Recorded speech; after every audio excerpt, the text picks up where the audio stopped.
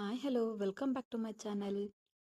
ನಾನು ಸತ್ ಹೋದರೂ ನನಗೆ ಅಂತ್ಯ ಸಂಸ್ಕಾರ ಮಾಡಲು ನನ್ನ ಹೆಂಡತಿ ಅಂತ ಒಬ್ಳು ನನಗಾಗಿ ಇದ್ದಾಳೆ ಕಣೋ. ಇನ್ನು ಮುಂದೆ ನಿಮ್ಮ ಯಾರ ಸಂಬಂಧವೂ ನನಗೆ ಬೇಕಾಗಿಲ್ಲ. ಮೊದಲು ಎಲ್ಲರೂ ನನ್ನ ಮನೆಯಿಂದ ಹೊರಟೋಗಿ ಎಂದು ಸೈತ್ರನ್ ಕೋಪದಿಂದ ಹೇಳ್ದ. ಅವನ ಈ ಮಾತುಗಳಲ್ಲಿ ತಡೆ ಹಿಡಿದಿದ್ದ ಕೋಪವನ್ನು ಹತೋಟಿಗೆ ತರಲು ರಾವಣನ್ ಪಡಬಾರದ ಪಾಡು ಪಡ್ತಿದ್ದ. ಇತ್ತ ಉಳಿದವರು ಅವನ ಮಾತನ್ನ ಕೇಳಿ ತೀವ್ರ ಆಘಾತಗೊಂಡ್ಬಿಟ್ರು. ಏನ್ ಅಳಿಯಂದ್ರೆ ನೀವು, ಈಗಷ್ಟೇ ನಿಮ್ಮಿಬ್ಬರಿಗೂ ಮದುವೆ ಆಗಿದೆ. ಈ ಸಮಯದಲ್ಲಿ ಈ ರೀತಿಯ ಮಾತುಗಳೆಲ್ಲ ಅಗತ್ಯವಿದೆಯಾ ನಿಮಗೆ ಎಂದು ಆದವಿ ಗಾಬರಿಯಿಂದ ಕೇಳಿದಾಗ ಅವರಿಗೆ ಯಾವುದೇ ಉತ್ತರ ನೀಡದೆ ಎಲ್ಲೋ ಶೂನ್ಯವಾಗಿ ದಿಟ್ಟಿಸುತ್ತಾ ನಿಂತ್ಕೊಂಡಿದ್ದ. ಬಾವ, ಪ್ಲೀಸ್ ನಾನು ಹೇಳೋದನ್ನು ಮೊದಲು ಸ್ವಲ್ಪ ಕೇಳಿ. ಆಯುಷ್ಯ ಪೂರ್ತಿ ನೀವು ಹೀಗೆ ಯಾರ ಬೆಂಬಲವೂ ಇಲ್ಲದೆ ಕಷ್ಟಪಡಬಾರ್ದು ಅಂತಾನೆ ಅವರು ಅತ್ತೆ ಮತ್ತು ಮಾವನನ್ನು ಇಲ್ಲಿಗೆ ಕರೆಸಿದ್ದು. ದಯವಿಟ್ಟು ಅವರು ನಿಮ್ಮ ಮೇಲೆ ಇಟ್ಟಿರುವ ಪ್ರೀತಿಯನ್ನು ನೀವು ಅರ್ಥ ಮಾಡ್ಕೊಳ್ಳಿ.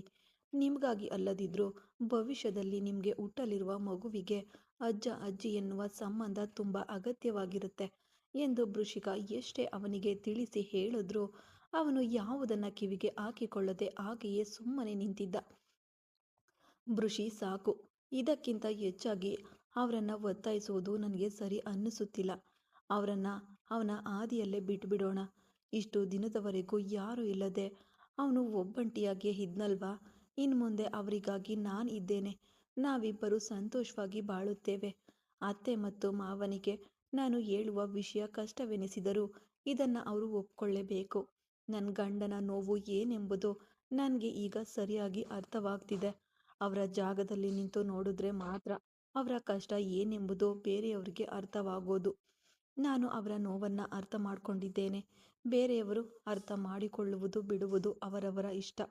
ಇದಕ್ಕಿಂತ ಹೆಚ್ಚಾಗಿ ಅವರನ್ನು ಯಾರೂ ಡಿಸ್ಟರ್ಬ್ ಮಾಡಬೇಡಿ ಪ್ಲೀಸ್ ಎಂದು ಹರ್ಷಿಕಾ ಹೇಳಿ ಮುಗಿಸಿದಾಗ ಸೈತ್ರನ್ ತನ್ನವಳನ್ನು ಅತ್ಯಂತ ಹೆಮ್ಮೆಯಿಂದ ನೋಡಿದ.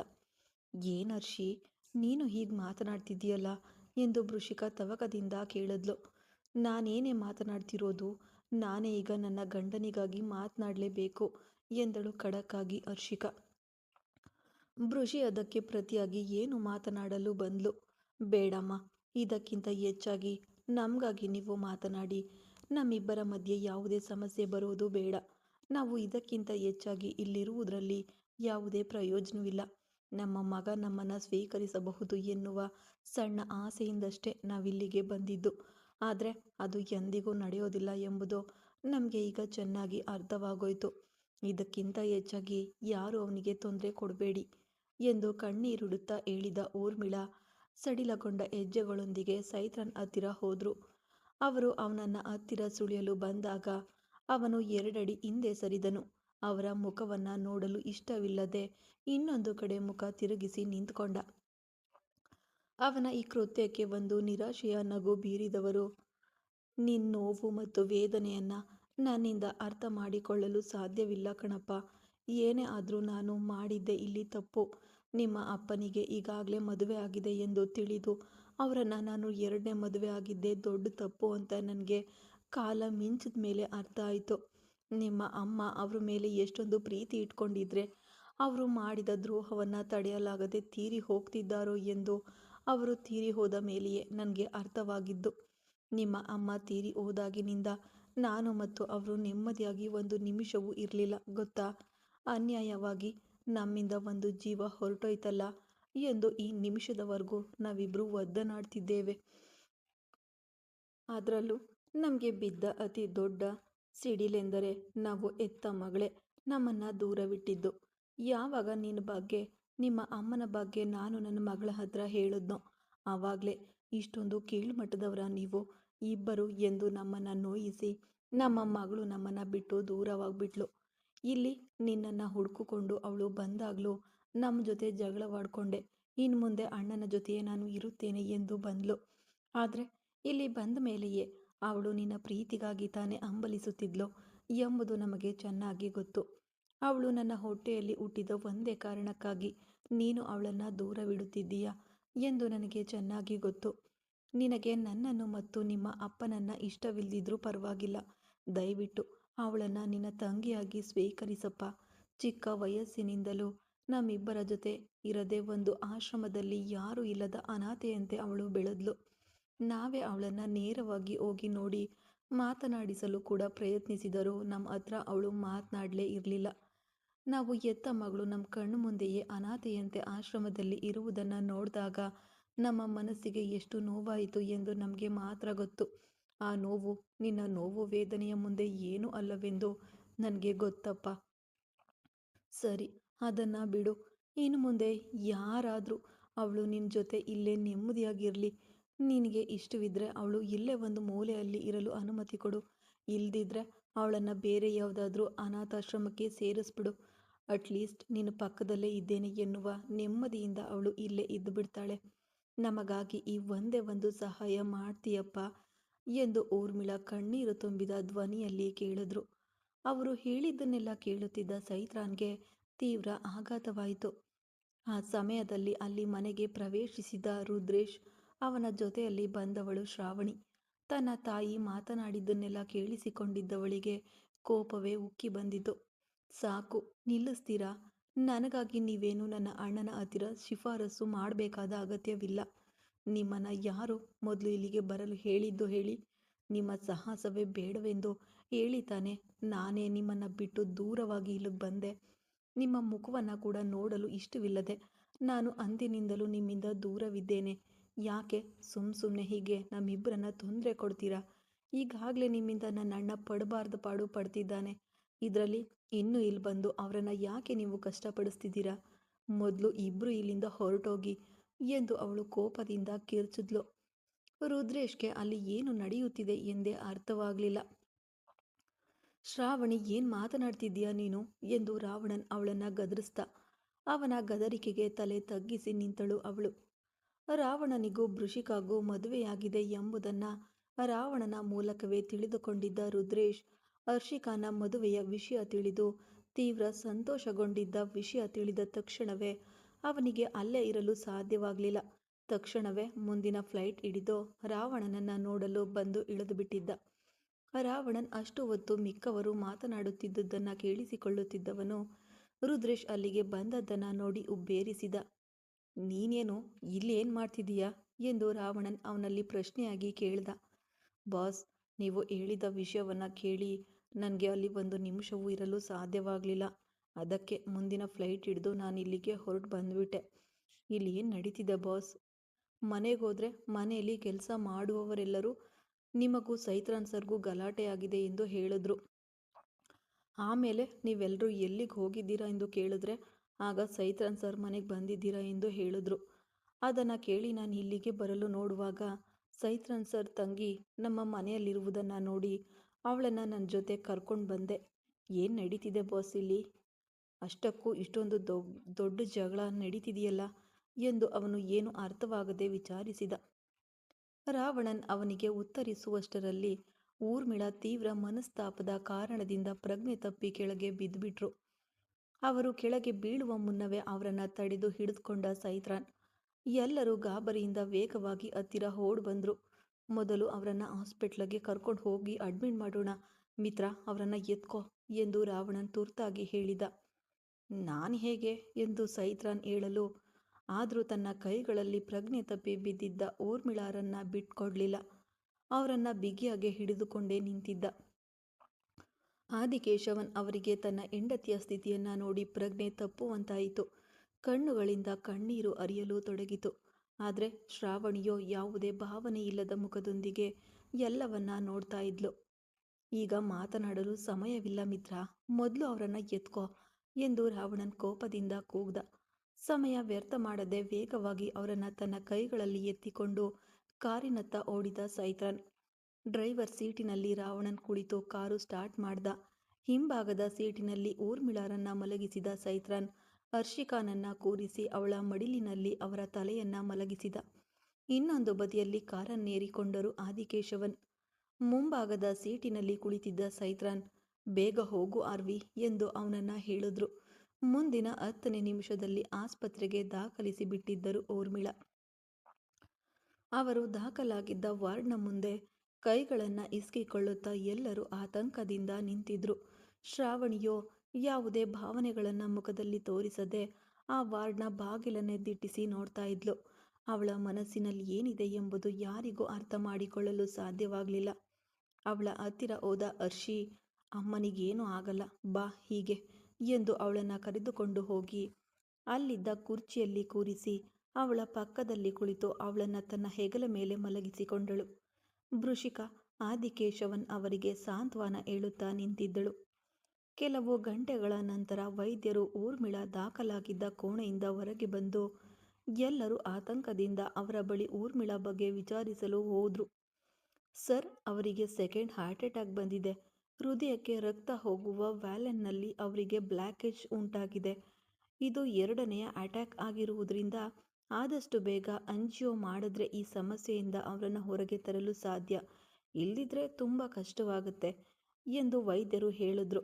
ಅದನ್ನು ಕೇಳಿ ಎಲ್ಲರೂ ಆಘಾತಗೊಂಡ್ರು. ಆದಿಕೇಶವನ್ ಅವರಿಗೆ ತಮ್ಮ ಹೆಂಡತಿ ತಮ್ಮಿಂದ ಇಷ್ಟೊಂದು ದೊಡ್ಡ ವಿಷಯವನ್ನ ಮುಚ್ಚಿಟ್ಟಿದ್ದಾಳೆ ಎಂದು ಯೋಚಿಸುತ್ತಿದ್ದಂತೆ ಎದೆ ಜಲ್ಲೆಂದಾಯಿತು. ಸೈತ್ರನ್ ವೈದ್ಯರನ್ನೇ ದಿಟ್ಟಿಸಿ ನೋಡ್ತಾ ಇದ್ದ. ರಾವಣ್ ಪರಿಸ್ಥಿತಿಯನ್ನ ತಿಳಿಗೊಳಿಸುವ ಸಲುವಾಗಿ, ಡಾಕ್ಟರ್, ಎಷ್ಟು ಹಣ ಖರ್ಚಾದ್ರೂ ನನಗೆ ಅದ್ರ ಬಗ್ಗೆ ಚಿಂತೆ ಇಲ್ಲ. ಎಷ್ಟು ದೊಡ್ಡ ಡಾಕ್ಟರನ್ನ ಯಾವ ದೇಶದಿಂದ ಇಲ್ಲಿಗೆ ಕರೆಸ್ಬೇಕೆಂದ್ರೋ ಅದಕ್ಕೆ ಆಗುವ ಎಲ್ಲ ಖರ್ಚನ್ನ ನಾನೇ ನೋಡ್ಕೊಳ್ತೀನಿ. ತಕ್ಷಣವೇ ಅಂಜಿಯೋ ಮಾಡುವ ಪ್ರತಿಕ್ರಿಯೆಯನ್ನು ಪ್ರಾರಂಭಿಸಿ. ಪ್ಲೀಸ್, ಹೇಗಾದರೂ ಮಾಡಿ ಅವರನ್ನು ಕಾಪಾಡಿಕೊಡಿ ಎಂದು ಕೇಳಿದ. ಶ್ಯೂರ್ ಸರ್, ಅಂಜಿಯೋ ಮಾಡುವ ಸ್ಪೆಷಲಿಸ್ಟ್ ಇಲ್ಲೇ ಕೆಲಸ ಮಾಡ್ತಿದ್ದಾರೆ. ನೀವು ಭಯಪಡುವ ಅಗತ್ಯ ಇಲ್ಲ. ಇನ್ನೊಂದು 3 ಗಂಟೆಯಲ್ಲಿ ನಾವು ಆಪರೇಷನ್ ಶುರು ಮಾಡ್ತೇವೆ ಎಂದು ಅವರಲ್ಲಿ ಹೇಳಿದ ವೈದ್ಯರು ವೇಗವಾಗಿ ಅಲ್ಲಿಂದ ಹೊರಟೋದ್ರು. ಆದಿಕೇಶವನ್ ಸುಸ್ತಾಗಿ ಕುರ್ಚಿಯಲ್ಲಿ ಕುಳಿತುಬಿಟ್ರು. ಅವರ ಸ್ಥಿತಿಯನ್ನ ಅರ್ಥ ಮಾಡಿಕೊಂಡ ವಾಸುದೇವನ್ ಅವರ ಹೆಗಲನ್ನ ತಟ್ಟಿ ಸಮಾಧಾನ ಪಡಿಸ್ತಾ ಇದ್ರು. ನನ್ನ ಹೆಂಡತಿ ನನ್ನಿಂದ ಇಷ್ಟೊಂದು ದೊಡ್ಡ ವಿಷಯವನ್ನ ಮುಚ್ಚಿಟ್ಟಿದ್ದಾಳೆ ಎಂದು ನನಗೀಗ ನಂಬಲು ಸಾಧ್ಯವಾಗ್ತಿಲ್ಲ. ಆದರೆ ಆಗಾಗ್ಗೆ ಎದೆ ನೋಯುತ್ತಿರುವಂತೆ ಇದೆ ಎಂದು ಅವಳು ಹೇಳಿದಾಗ ಅದನ್ನು ಗಮನಿಸದೆ ಬಿಟ್ಟುಬಿಟ್ಟೆ. ಇದು ಎರಡನೆಯ ಅಟ್ಯಾಕ್ ಎಂದು ನನಗೀಗಲೇ ತಿಳಿದಿದ್ದು.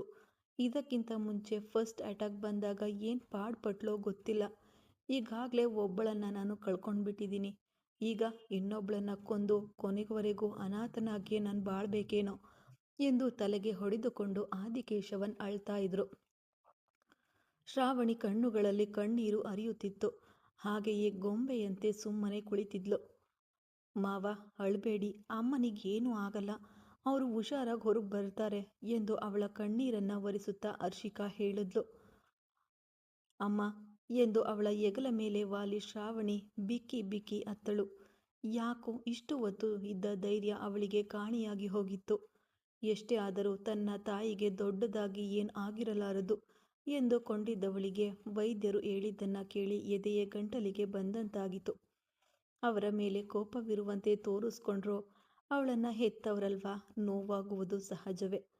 ಅವರಿಗೇನು ಆಗಲ್ಲ ಅಮ್ಮ ಎಂದು ಹರ್ಷಿ ಅವಳನ್ನು ಸಮಾಧಾನ ಪಡಿಸ್ತಿದ್ರು. ಆದವಿ ಮತ್ತು ವೃಷಿಕಾ ಕೂಡ ಅವಳಿಗೆ ಧೈರ್ಯ ತುಂಬ್ತಾ ಇದ್ರು. ಸೈತ್ರಾನ್ಗೆ ಅಲ್ಲಿ ನಿಲ್ಲಲು ಸಾಧ್ಯವಾಗಲಿಲ್ಲ.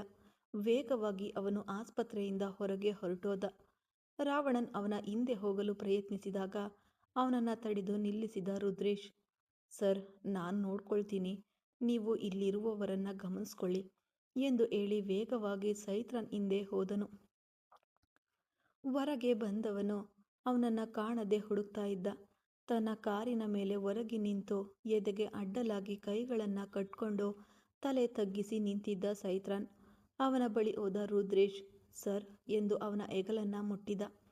ಬೆಚ್ಚಿ ಬಿದ್ದ ನಿರಾಸೆಯ ಮುಖದಿಂದ ಅವನನ್ನು ನೋಡಿದ ಸೈತ್ರಾನ್. ನೀನು ಒಳಗೆ ಹೋಗು ರುದ್ರ, ಸ್ವಲ್ಪ ಹೊತ್ತಿನಲ್ಲಿ ಬರ್ತೀನಿ, ನನಗೆ ಮನಸ್ಸು ಸರಿಯಿಲ್ಲ ಎಂದು ಯಾವುದೇ ಭಾವನೆಗಳಿಲ್ಲದ ಧ್ವನಿಯಲ್ಲಿ ಹೇಳ್ದ ಸೈತ್ರಾನ್.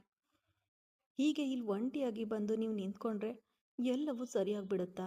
ಈ ಸಮಯದಲ್ಲಿ ನಿಮ್ಮ ಅಪ್ಪನಿಗೂ ನಿಮ್ಮ ತಂಗಿಗೂ ನೀವೇ ಆಸರೆಯಾಗಿರ್ಬೇಕಲ್ವಾ? ಹೀಗೆ ಒಂಟಿತನವನ್ನು ಹುಡುಕಿಕೊಂಡು ಬಂದರೆ ಏನು ಅರ್ಥ ಸರ್ ಎಂದು ರುದ್ರೇಶ್ ಕೇಳಿದ. ನನಗೆ ಯಾವುದನ್ನು ಅಷ್ಟು ಸುಲಭವಾಗಿ ಮರೆತು ಅವರನ್ನು ಸ್ವೀಕರಿಸಲು ಸಾಧ್ಯವಾಗ್ತಿಲ್ಲ ರುದ್ರ.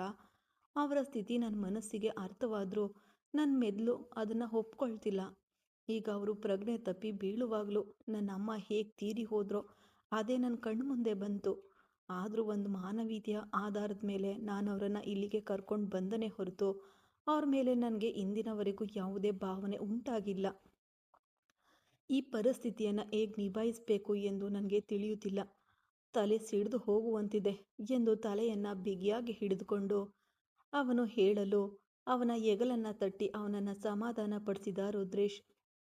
ಆ ಸಮಯದಲ್ಲಿ ರಾವಣನ್ ರುದ್ರೇಶ್ ಫೋನ್ಗೆ ಕರೆ ಮಾಡಿ ಇನ್ನು ಅವನು ಹೊರಗೆ ನಿಂತು ಏನು ಮಾಡ್ತಿದ್ದಾನೆ, ಇಲ್ಲೆಲ್ಲರೂ ಎಷ್ಟು ಸಂಕಟ ಪಡ್ತಿದ್ದಾರೆ ಎಂದು ಅವನಿಗೆ ತಿಳಿತಿಲ್ವಾ? ಈ ಸಮಯದಲ್ಲಿಯೂ ಅವನ ಕೋಪವೇ ಮುಖ್ಯವೆಂದು ಅವನು ಒಂಟಿಯಾಗಿ ಹೋದರೆ ಏನರ್ಥ ಎಂದು ರಾವಣನ್ ಕೋಪದಿಂದ ಕೂಗ್ತಾ ಇದ್ದ. ಬಾಸ್ ಪ್ಲೀಸ್, ಅವರ ಪರಿಸ್ಥಿತಿಯಲ್ಲಿದ್ದು ನಾವು ಸ್ವಲ್ಪ ಯೋಚಿಸ್ಬೇಕಲ್ವಾ? ಅವರ ಕಷ್ಟವನ್ನು ಅರ್ಥ ಮಾಡಿಕೊಳ್ಳದೆ ನಾವು ಅಂದುಕೊಂಡ್ರೆ ನಡೆಯಬೇಕೆಂದು ಬಯಸಿದರೆ ಅದ್ಯಾವುದು ಸರಿ ಆಗೋದಿಲ್ಲ. ದಯವಿಟ್ಟು ಶಾಂತವಾಗಿರಿ. ಈಗೇನು ಅವರನ್ನು ಒಳಗೆ ಕರ್ಕೊಂಡು ಬರಬೇಕು ಅಷ್ಟೇ ತಾನೇ? ಅವರು ಸ್ವಲ್ಪ ಹೊತ್ತು ಒಂಟಿಯಾಗಿರಲಿ, ನಾನು ಅವರ ಜೊತೆಯೇ ಇಲ್ಲಿದ್ದೇನೆ. ಅವರಿಗೇನು ಆಗೋದಿಲ್ಲ, ನೀವು ಭಯ ಪಡಬೇಡಿ ಸರ್. ನಾನೇ ಸ್ವಲ್ಪ ಸಮಯದ ನಂತರ ಅವರನ್ನು ಒಳಗೆ ಕರ್ಕೊಂಡು ಬರ್ತೀನಿ ಎಂದು ಹೇಳಿದವನು ಸೈತ್ರಾನನ್ನು ಅಲ್ಲಿಂದ ಕ್ಯಾಂಟೀನ್ಗೆ ಕರ್ಕೊಂಡು ಹೋಗಿ ಒಂದು ಕಾಫಿ ಅವನ ಕೈಗೆ ಕೊಟ್ಟ. ನನಗೆ ಬೇಡ ರುದ್ರ ಎಂದು ನಿರಾಕರಿಸುತ್ತಾ, ಸರ್ ಕುಡಿಯಿರಿ, ಸ್ಟ್ರೆಸ್ ಆಗಿರುವಾಗ ಒಂದು ಕಾಫಿ ಕುಡಿದ್ರೆ ಸ್ವಲ್ಪ ಬೆಟರ್ ಅನಿಸುತ್ತೆ, ಪ್ಲೀಸ್ ಈ ಕಾಫಿಯನ್ನಾದರೂ ಕುಡೀರಿ ಎಂದು ಅವನು ಹೇಳ್ದ. ಬೇರೆ ದಾರಿ ಇಲ್ಲದೆ ಅರ್ಧ ಮನಸ್ಸಿನಿಂದ ಆ ಕಾಫಿಯನ್ನು ಕುಡಿದು ಮುಗಿಸಿದವನು ಟೇಬಲ್ ಮೇಲೆ ತಲೆ ಇಟ್ಟು ಕುಳಿತುಬಿಟ್ಟ. ಈಗ ನೀವು ಸ್ವಲ್ಪ ಓಕೆ ತಾನೆ ಎಂದು ಅವನು ಕೇಳ್ದ. ಇಲ್ಲ ಎನ್ನುವಂತೆ ತಲೆಯಾಡಿಸಿದ ಸೈತ್ರಾನ್. ಅವನ ಬಳಿ ಹೋದ ರುದ್ರೇಶ್ ಅವನ ಹೆಗಲನ್ನು ತಟ್ಟಿ, ಎಲ್ಲವೂ ಬೇಗ ಸರಿಯಾಗುತ್ತೆ ಸರ್. ನೀವು ಯಾವುದನ್ನು ತುಂಬ ಯೋಚಿಸಿ ಮನಸ್ಸನ್ನು ಗೊಂದಲಕ್ಕೀಡು ಮಾಡ್ಕೊಳ್ಬೇಡಿ. ಅಲ್ಲಿ ರಾವಣ್ ಸರ್ ನೀವು ಏನು ಮಾಡ್ತಿದ್ದೀರೋ ತಿಳಿಯದೆ ತುಂಬ ಗಾಬರಿಯಲ್ಲಿದ್ದಾರೆ. ಬನ್ನಿ ಹೋಗೋಣ ಎಂದು ಅವನು ಕರೆಯಲು ಅವನಿಗೆ ಯಾವುದ ಉತ್ತರ ನೀಡದೆ ಶಾಂತವಾಗಿ ಎದ್ದು ನಡೆಯಲು ತೊಡಗಿದ ಸೈತ್ರಾನ್.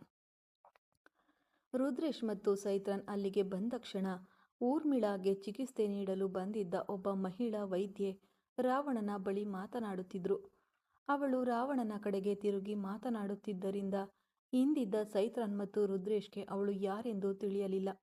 ಸೈತ್ರಾನ್ನನ್ನು ಕಂಡ ರಾವಣನ್, ಆಂಟಿಗೆ ಟ್ರೀಟ್ಮೆಂಟ್ ನೋಡಲು ಹೋಗುವವರು ಇವರೇ ಡಾಕ್ಟರ್, ಇವನು ನನ್ನ ಫ್ರೆಂಡ್ ಸೈತ್ರಾನ್, ನೀವು ಟ್ರೀಟ್ಮೆಂಟ್ ಮಾಡಲು ಹೊರಟಿರುವವರ ಮಗ ಎಂದು ರಾವಣನ್ ಹೇಳ್ದ.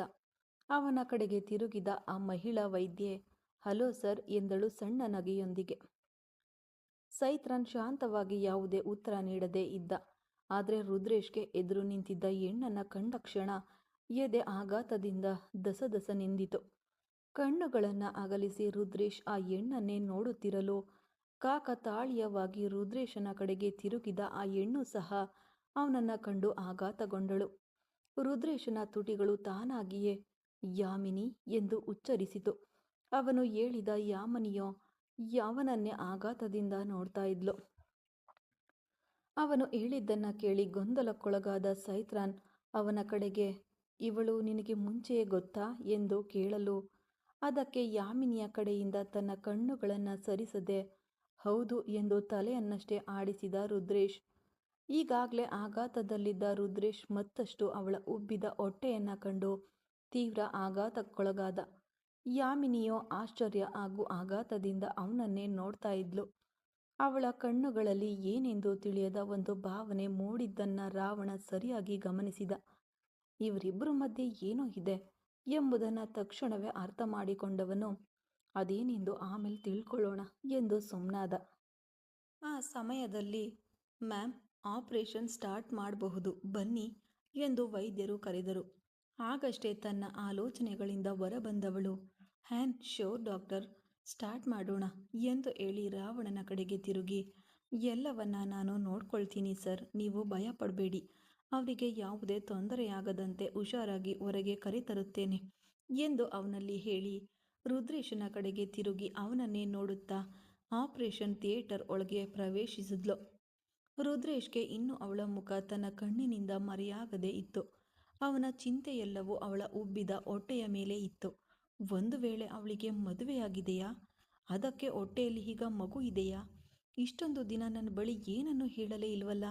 ಮದುವೆ ಆಗಿದ್ರೆ ಖಂಡಿತ ನನ್ನ ಬಳಿ ಹೇಳ್ತಿದ್ಲು, ಆದರೆ ಏನನ್ನು ಹೇಳದೆ ಹೇಗೆ ಹೊಟ್ಟೆಯಲ್ಲಿ ಮಗು ಮಾತ್ರ ಎಂದು ಅವನು ಹಲವು ರೀತಿಯಲ್ಲಿ ಯೋಚಿಸುತ್ತಿದ್ದ.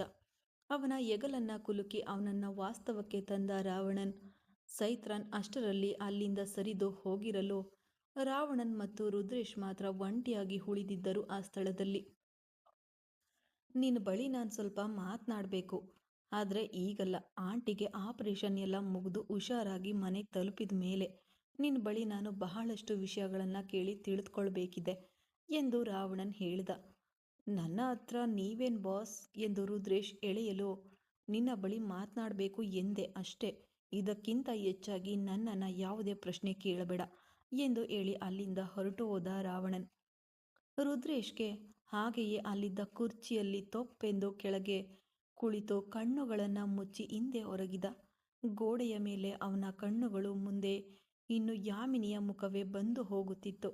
ಅವಳ ಸಂಪೂರ್ಣ ರೂಪವು ಅವನ ಎದೆಯಲ್ಲಿ ಆಳವಾಗಿ ಅಚ್ಚೊತ್ತಿ ಹೋಯಿತು. ಅವಳ ಉಬ್ಬಿದ ಹೊಟ್ಟೆಯೊಂದಿಗೆ. ಮುಂದುವರೆಯುವುದು ಮುಂದಿನ ಭಾಗದಲ್ಲಿ. ಕತೆ ಇಷ್ಟ ಆದರೆ ಲೈಕ್ ಮಾಡಿ, ಕಮೆಂಟ್ ಮಾಡಿ ಪ್ಲೀಸ್ ವೀಕ್ಷಕರೇ. ಹೀಗೆ ಹೆಲ್ಪ್, ಸಹಾಯ ಎಲ್ಲ ಕೂಡ ಮಾಡ್ತಾ ಇರಿ. Thank you.